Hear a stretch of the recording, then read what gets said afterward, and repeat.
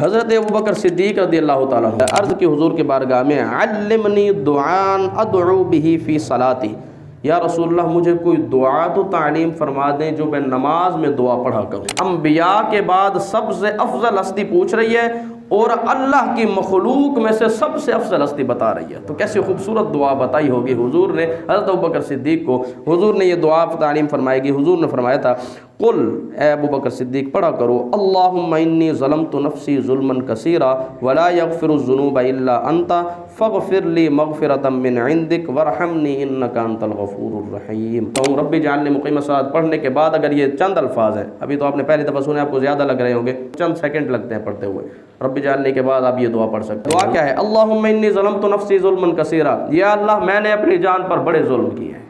گناہ کرتے ہیں، کس پر ظلم کرتے ہیں؟ اپنے اوپر ظلم کرتے ہیں۔ اللہم انی ظلمت نفسی ظلما کثیرا، یا اللہ میں نے اپنی جان پر بڑے ظلم کیے۔